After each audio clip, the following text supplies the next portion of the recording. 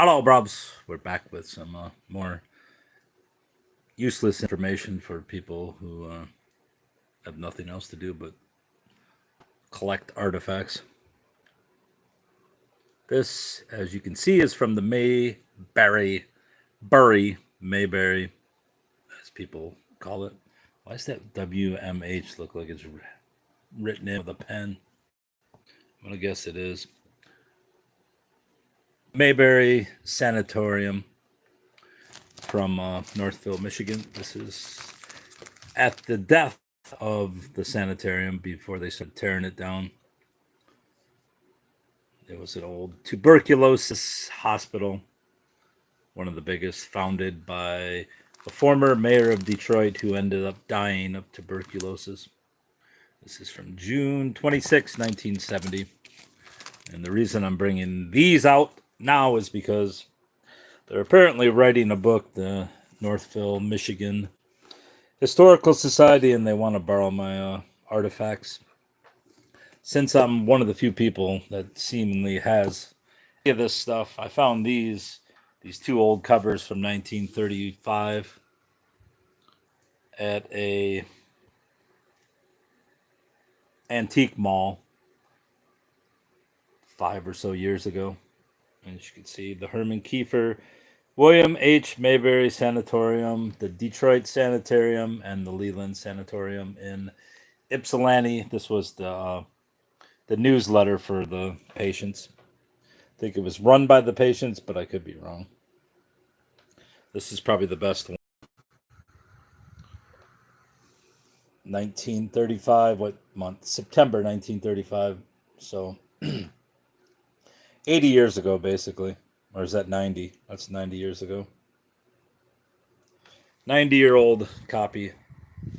I'm not sure what this illustration is, but I'm sure if I Google lensed it, I could find out. But I believe these are just covers and the back pages. There may be this one looks like it has the spine, so, and this one possibly has the spine, but I think this one is just the front cover and the whatever's on the back of the front cover, and I believe this is the front and back cover, and then the insides of the cover. So there's that. And then I have 2 volumes of the what are they called? Bound periodicals. So volume 13 of the fluoroscope and volume 15, which go from 44 to 47, 1944 to 1947. These are pretty hard to find, which is why the Historical Society is asking me to borrow my copies. These were from the Detroit Public Library, and I think this one was from Wayne State. Yeah, Wayne State University. Is this one too? Yeah, somehow they went from Detroit Public Library to the Wayne State Library, or vice versa. Miss Valentine of Herman Kiefer Hospital. School days. I don't remember what I paid for these. 30, 40 bucks maybe? About 5 or 10 years. Oh, and the fucking first page just pulled out. See, that's why I don't like handling these. Maybe it was already out. Oh well. That sucks. The Conquest of Pellagra. Yeah, I think this was already out. There's no way it could have pulled out that easily. But, as it is, it pulled out. The Conquest of Pellagra. Remind me, don't flatten any of these pages anymore. It really infuriates me. I don't know if that was out already, but it kind of feels like it was. But it did pull out, so. Anatomy of the chest, admissions and discharges. No TB in 63. You can always propagate a propaganda if you can find the proper geese. That's hilarious. No TB goal, so in 20 years. This is 44. March 1944.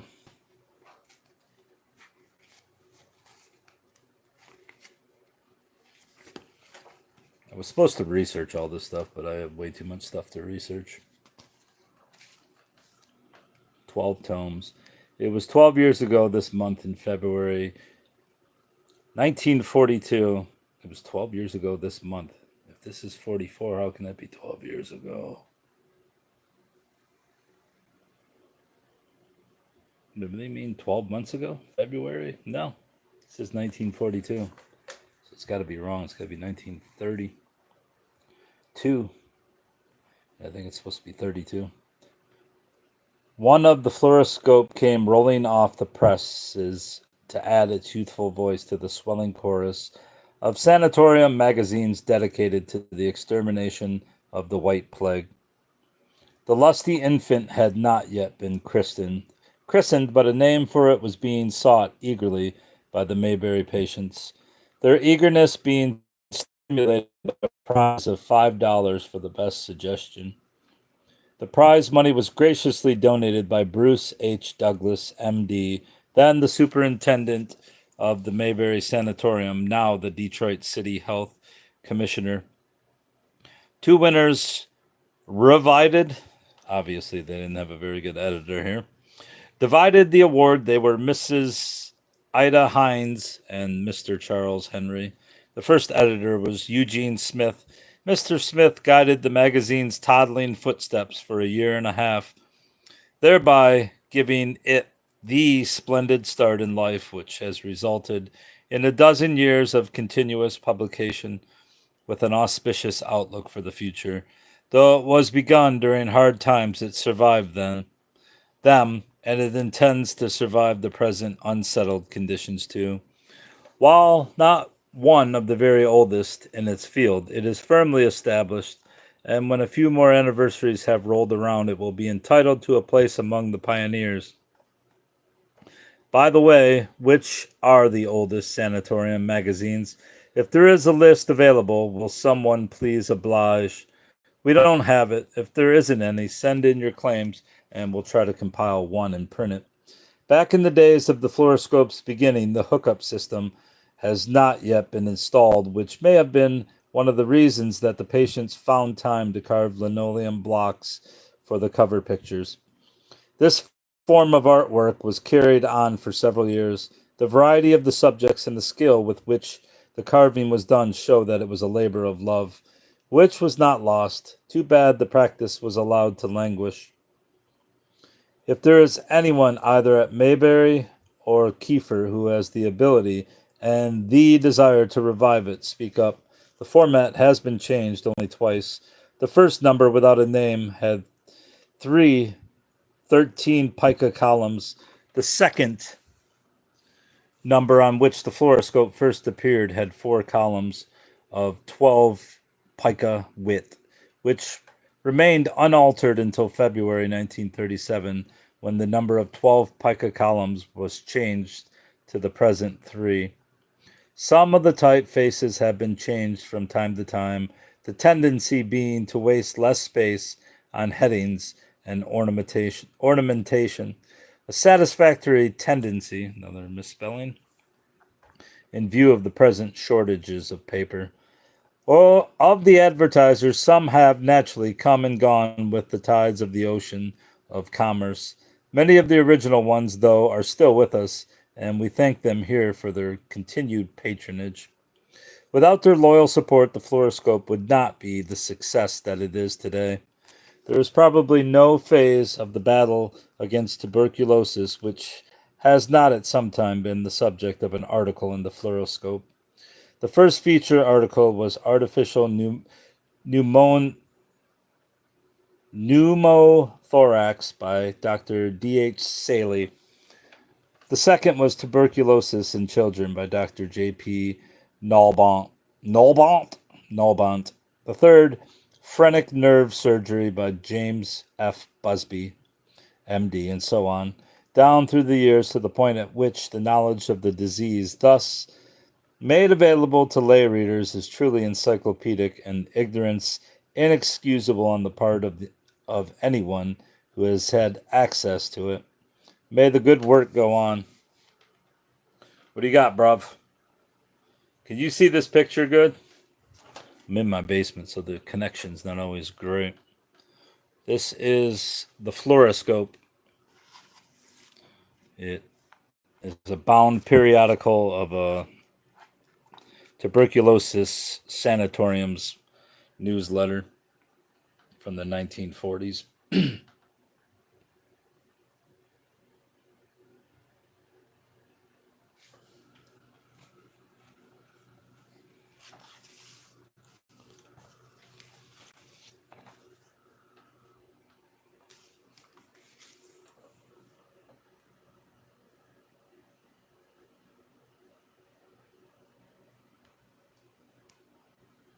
Volume 1, number 1 came rolling off the thing.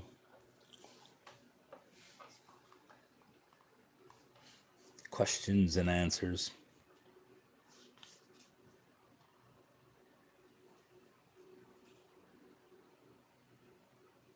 For 12 years, the fluoroscope has presented itself each month to the patients. A few issues have been lean, but for the most part, they have been full-fledged issues that have brought to the patients information of general, local, and personal interest.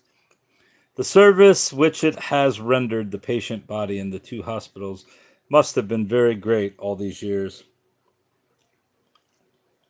It has been the patient's mouthpiece. It has emphasized standards and has played up ideas and has clamored for practical realization of many features that would add to the comfort, convenience, and pleasure of the patient's daily life.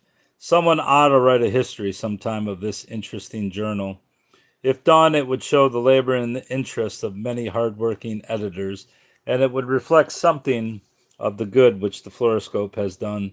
The sanatorium can only hope for a continuation of this journal and its work, and it can predict confidentiality on the basis of past performance that things will continue to go well. Congratulations, fluoroscope.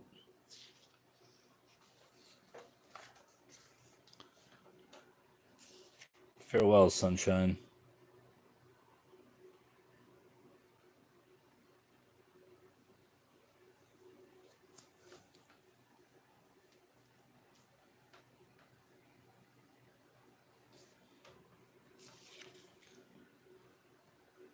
Goodfellows Club.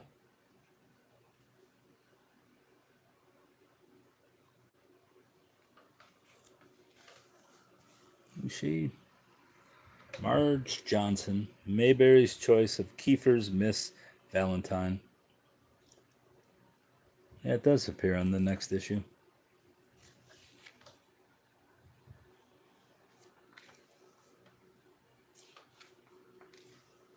The ambulating Tattler.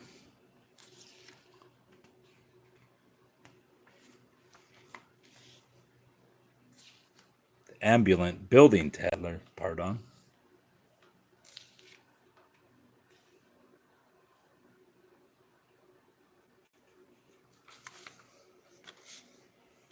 Pellagra. Mayberry Library.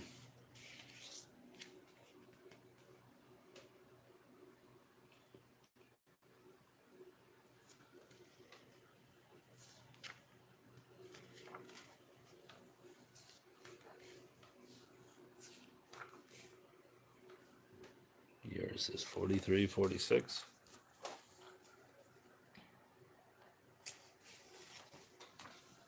The Easter Festival.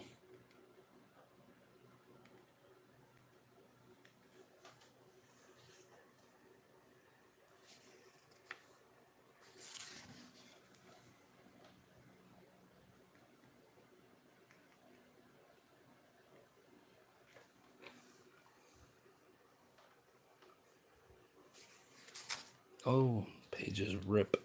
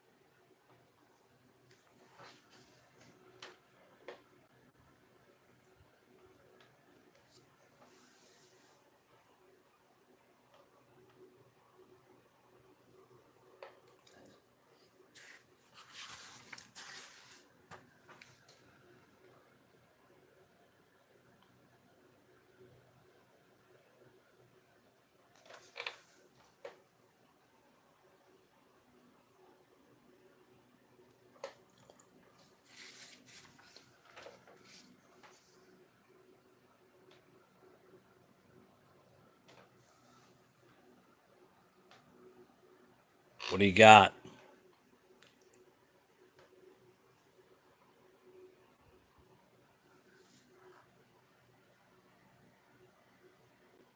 What do you got?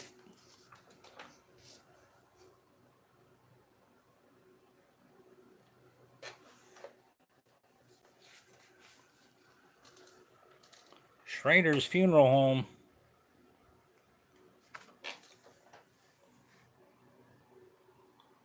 Patients of Mayberry Sanatorium. Diocese and tuberculosis.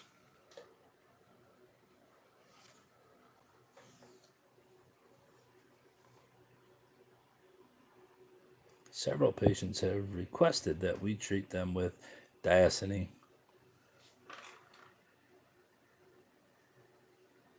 Why do you have $20?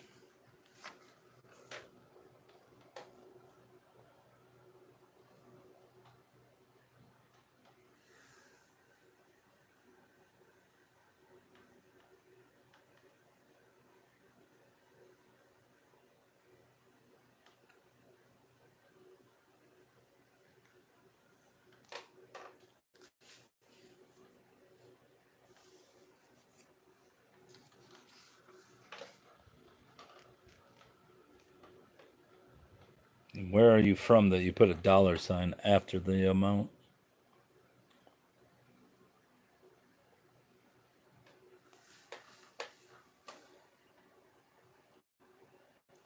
Constant Nymph. That's a movie. Get a job, buddy.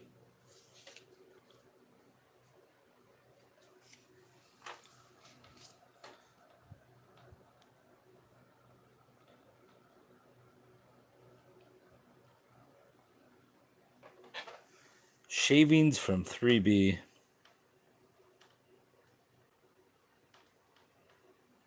Mary Zahra.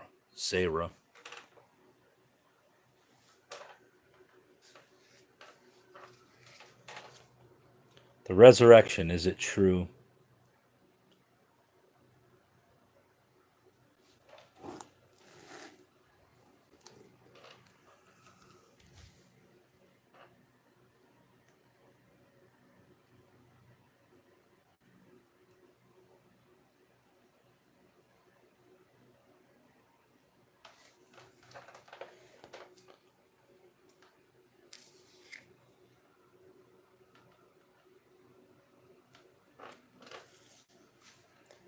The ambulating building tattler.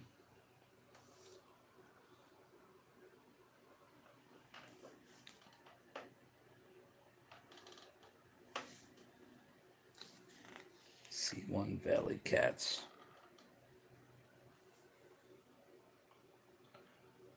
The Debs of E1 are chatting. I did what they wanted. This is a real letter received by someone in a Wisconsin sanatorium and was sent in by the superintendent with a wish that every patient might have a letter from a friend. Grit and Barrett. B3 bedbugs, ramblings. Nick, my roommate, tells me he once fell while carrying a lovely miss down a circular staircase. It was the curves that got him, I guess. Up the stairs, of course. There have been some rather barbed remarks of late about AJ's sideways appearance. If he keeps on, he won't have any sideways. Perhaps he doesn't know too many square meals makes one round. Mike Prelip's milk has been disappearing. His roommates, Percy, blames it on the squirrels. They even leave the bottle on his table. That's hilarious. But I guess when you're dying from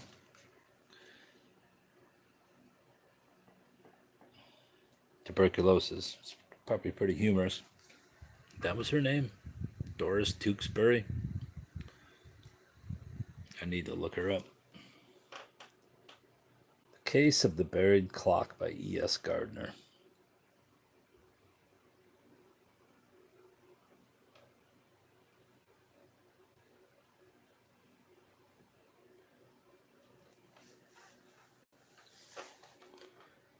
Peck we trust.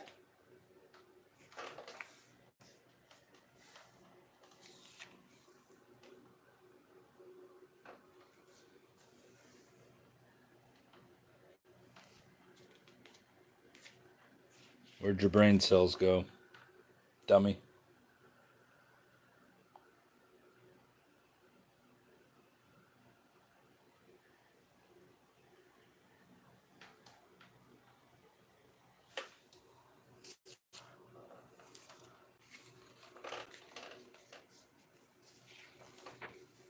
There she is, the May Queen. Queen of the May. See page 10 for particulars. Then came Fairy May, the fairest maid on ground, decked all with dainties of her season's pride, and throwing flowers out of her lap around, upon two brethren's shoulders she did ride, the twins of Leda, which on either side supported her like to their sovereign queen. Lord, how all creatures laughed when her they spied, and leapt and danced. Is that dance? Danced? Danced. Now I see why the English say danced. DAUNC apostrophe T. Danced. That's fucked up. As they had ravished been, and Cupid's self about her flattered all in green. Spenser, the fairy queen. Why did you have no brain cells? What was that phrase? Who used to say that? Head empty, no thoughts. I was just like, shut up. Taking early tuberculosis seriously. Mail order is your opportunity.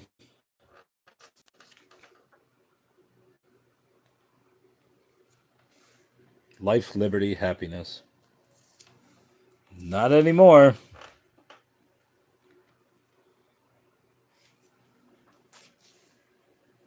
Magpies of 2A. Tony Danis. Dick Tracy of Pavilion 5. An estimable jewel.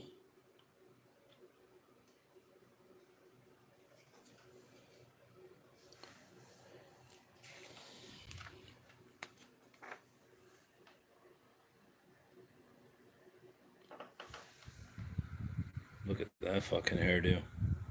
That's quite a do. Guess she's kind of got it too, doesn't she?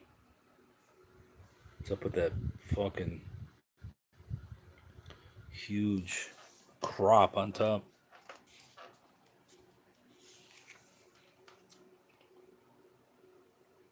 Northville.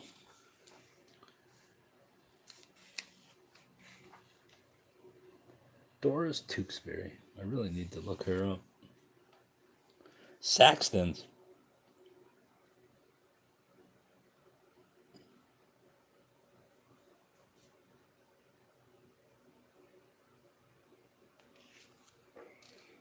Herman Kiefer Library. Oh, the Kiefer had their own library too. Nice.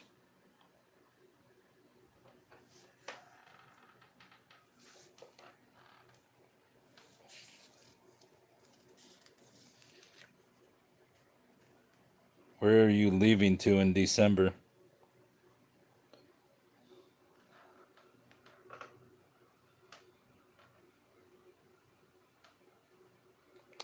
I am announcing my departure 6 months in advance.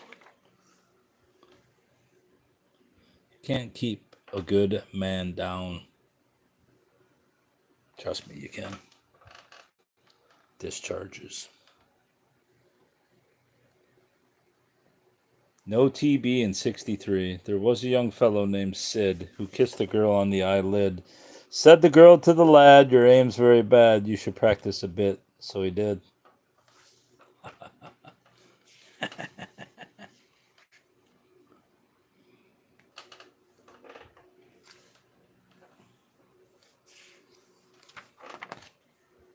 There she is, lovely June.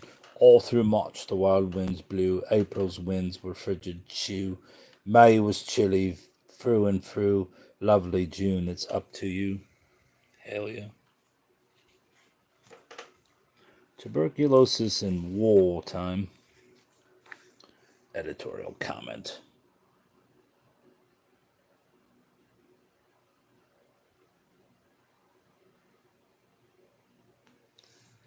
The doctor's word, pardon.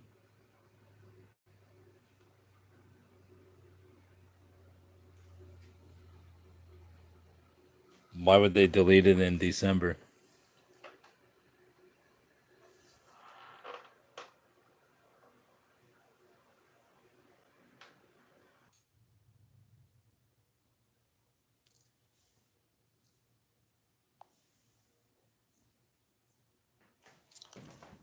Well, it didn't rain very hard, did it?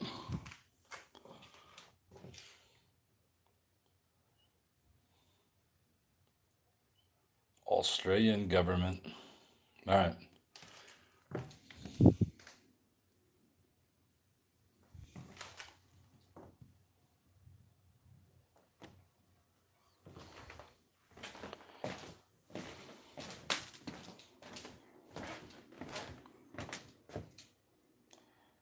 Yeah, we'll see if it fucking dies when I go back downstairs. It's gonna die. Guaranteed. It's going to die. Just a matter of when it dies.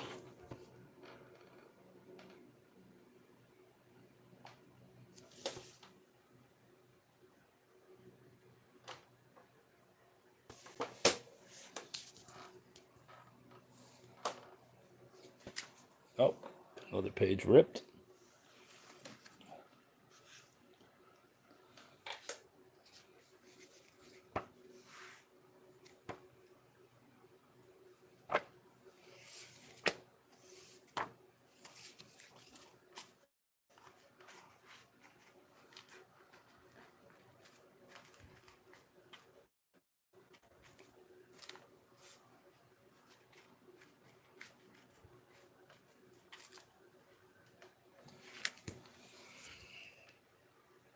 That's all, bruv.